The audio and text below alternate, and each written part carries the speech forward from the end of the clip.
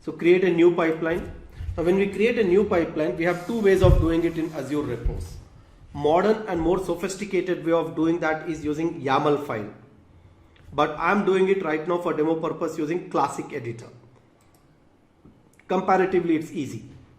Now when we want to build our pipeline, where should we take the source code from? So these are the possible sources from where our source code can come from. I'm sticking to Azure repos Git, my project Hello Web App. In the project we can have multiple repositories, and in the repository we can have multiple branch. We are not getting into all those branching policies and stuff. I just want to take my code from the master branch. I take it. So what kind of project is mine? It's asking me. Mine is an ASP.NET Core web application. So I can simply add this. I can take this template, and this template would generate some basic steps automatically. And you see here, remember on local machine I executed these commands. .NET restore. Representing the .NET restore is this. .NET build is this. I don't have test project, so for now I can actually disable this. If you have a test project, you should enable this also. Then .NET publish, that's what is this. And finally I told you whatever is published, we would like to move that into Azure Artifact. So yes, you can see there is a pipeline. Inside the pipeline, this is a job which is going to use an agent. Agent is a machine on which all these tasks are going to execute. And when we select here pipeline, agent specification given is Ubuntu 16.04. Basically an Ubuntu machine is going to be used as agent. .NET Core applications can compile on Ubuntu, can compile on Windows, can compile on Macintosh. I can actually choose any one of these. So I'll keep it as Ubuntu only. I'm not changing it. Or maybe yes, we can switch to Windows. Alternative, it's your choice. Doesn't really make any difference in the process. You can give here the name to your build pipeline. Hello Web App. Build pipeline.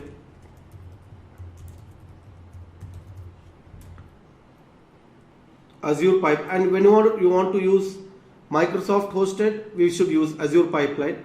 If there is a self-hosted agent, a machine which is created and deployed by you or your organization, then we should choose that here. We're not doing that now. The name of the project which has to be compiled, which will be used in multiple parameters. And you can see here the same project file is used. Build configuration.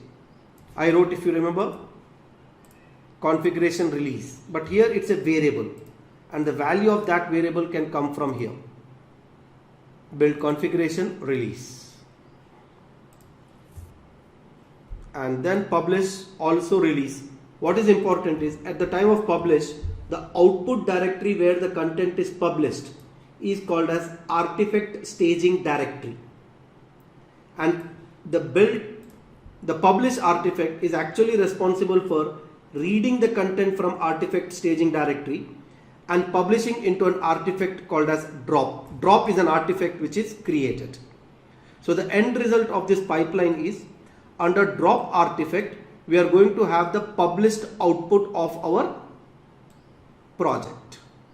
So let's run this pipeline. This is the pipeline. Unless you run, it's of no use.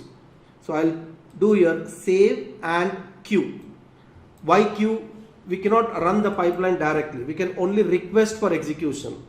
As we are using here Microsoft hosted agent, we can only say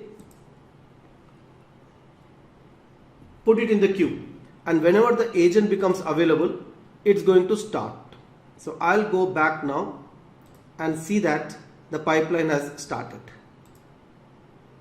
and it's running. Go to agent job and you see it's waiting for the queue. Acquired it.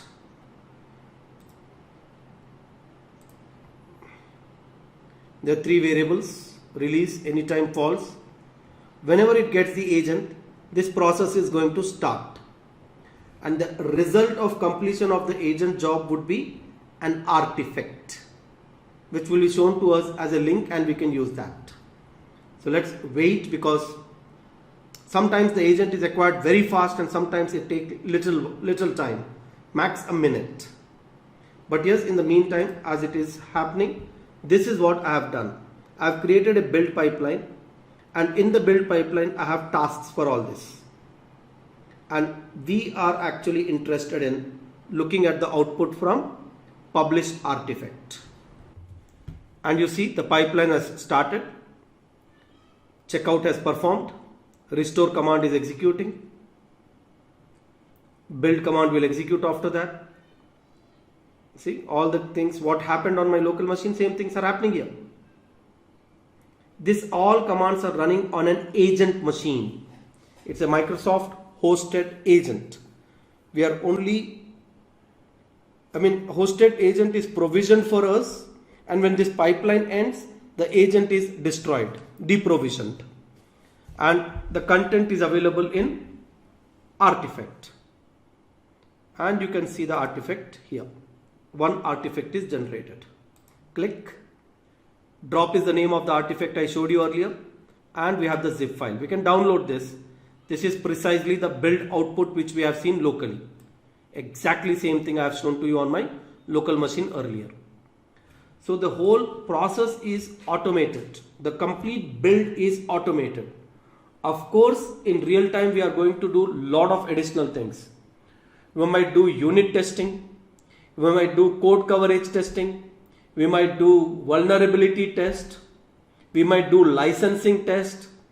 So many things are going to happen as a part of a continuous integration pipeline. Now, why are we saying continuous integration? Reason is simple. I can go to the pipeline.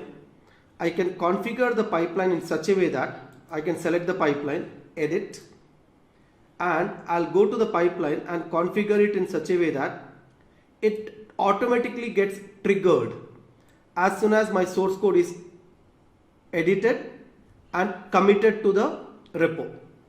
So as soon as any kind of change I make to the master branch and publish, I want the pipeline to automatically trigger. So now I'm just saving it, I'm not queuing it.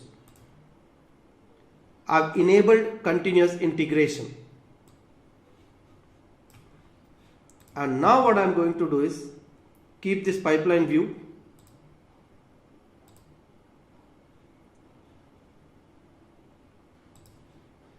There is only one run which has happened. I'm going to do something here which will create one more run here. And what is that?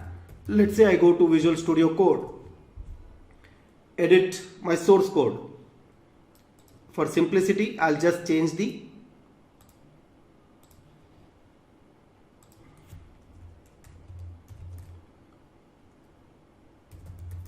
some text. Close this after saving. Now these changes I should first commit locally and then move to the Azure repo. And as soon as I move to Azure repo, you will see that here a new run will start. Let's see. So first I'll stage the content, then I will commit the content with some comment and git push origin master. I am pushing the content to the master branch. As soon as this is pushed, you will see here I have done nothing. On the right hand side, it should automatically start a new run.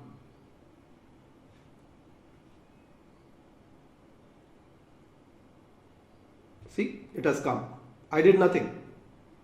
You can see that, and this is queued up.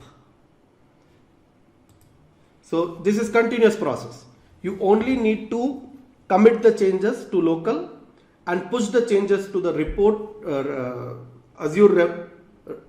Azure repository, the central repository, global, and the whole process will just continue. Every time unit test will be performed, every time code coverage testing, all those rules which are required for every proper way of execution can be pretty well implemented here.